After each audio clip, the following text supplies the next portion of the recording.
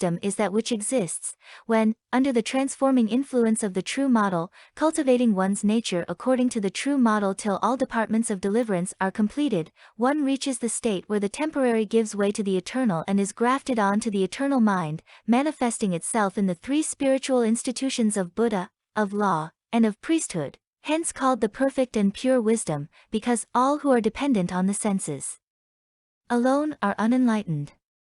Those in the unenlightened state do not depart from the nature of enlightenment, they are neither destructible so long as they depend on the original enlightenment nor indestructible when independent of that.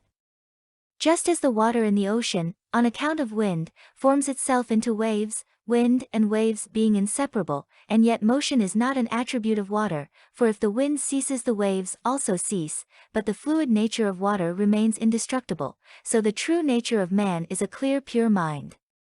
Though on account of the rise of the wind of finite enlightenment the pure mind is moved, the pure mind and the finite knowledge in man's heart are unseen and inseparable, but this mind's nature is not finite enlightenment. If the finite enlightenment ceases, then the imperfect notions will cease, and the wise nature remains indestructible. The state of unspeakable blessing is practical, when it follows pure wisdom and is able to do all sorts of wonderful things, being called the state of infinite blessings, unceasing and natural. In proportion to the natural goodness it abounds in all kinds of blessings according to the need of all. Next consider the attributes of this enlightenment. They are four, and great, infinite as space and clear as a mirror. Infinite light of the eternal. It is very different from all thought and form. It cannot be made apparent and enlightenment cannot reveal it to the unenlightened. Infinite light of energy which influences things and which is called the unseen forces. All appearances in the world are brought about by this. They are without appearing and disappearing, without loss or destruction, eternal in the one mind. All existence is but the true nature of this mind. Moreover, no kind of defilement can defile this.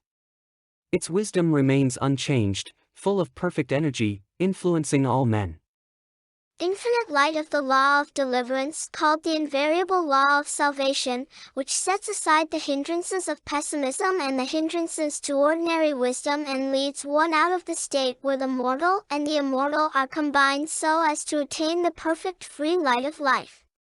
The infinite light of practice, called deliverance according to the law, shining on the minds of all living beings, leading them to practice goodness by methods suitable to their needs. Finite enlightenment or acquired knowledge. This is not like the knowledge of the eternal that there is only one way, hence finite enlightenment shows itself in many forms of existence. These forms have no independent existence separated from the original enlightenment. Just as with a man who has lost his way, his losing of the way depends on his original knowledge of his course, for if he had no idea of the way at first, he could not be said to have lost it. So with men, it is because they have the idea of enlightenment that they know they are unenlightened. If they had no idea of enlightenment in the abstract, they could not be said to be altogether unenlightened. From imperfect ideas of unenlightenment men are able to understand the meaning of words and true enlightenment. If we dispense with finite enlightenment, we cannot conceive of true enlightenment.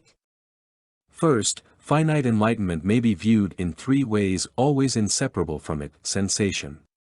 When the unenlightened mind is excited we call it sensation. When there is enlightenment there is no excitement, if there is excitement there is pain, as effect follows cause. Consciousness. This occurs when following any excitement one becomes conscious of something. Without sensation there is no consciousness. Perception. This is formed when following consciousness the external becomes real. Without consciousness there are no perceptions of outside objects. Since there is an objective world, there arise again 6 aspects of it according to another classification, namely, consciousness, which arises from outward objects which the mind distinguishes one from another, discriminating between what it likes and what it dislikes. Emotion. This follows consciousness and produces joy and sorrow.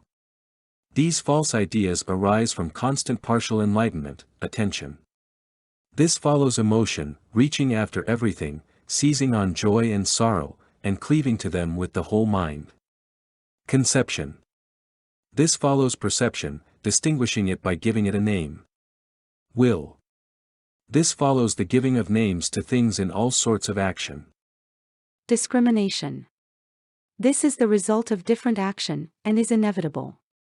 We should know that unenlightenment can produce all kinds of false methods, because they are within the state of unenlightenment. Next, infinite enlightenment and finite enlightenment may be viewed together in two ways, namely, where they are the same and where they are different. As to where they are the same. Take, for example, the various kinds of pottery, they are all made of one clay. In the same way, finite enlightenments are manifestations of the one true essence, and the Sutras according to this doctrine say that all things are eternal and divine. Perfect enlightenment cannot be cultivated or made, can never be added to, and has no form which can be seen. That which has form to be seen accompanies useful transformations. It is not the nature of real wisdom, for this wisdom is invisible. As to where enlightenment and unenlightenment differ, it is like speaking of the different kinds of pots made. Infinite enlightenment and finite enlightenment differ according to their useful transformations, and the infinite nature appears different in the transformations. Next, the finite forces which control human nature, such as the changes of mind and consciousness, arise from ignorance and unenlightenment. They may be seen manifested in our feelings and spoken of as mental powers. These mental powers have 5 names. 1 is the faculty exercised when in the midst of ignorance finite consciousness begins. The second is the faculty used when the mind takes note of something. The third is the faculty used when all phenomena are put in the objective. Just as outward things are reflected in a mirror, so does this faculty reflect what the 5 senses show instantaneously at all times. The fourth is the faculty used when distinguishing between the pure and impure. The fifth is the faculty used when it reflects impressions from one object to the other incessantly.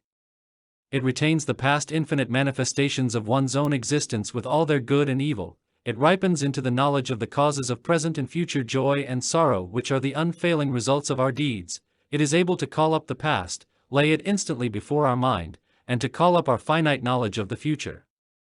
Therefore the phenomena of the 3 worlds are mind-made.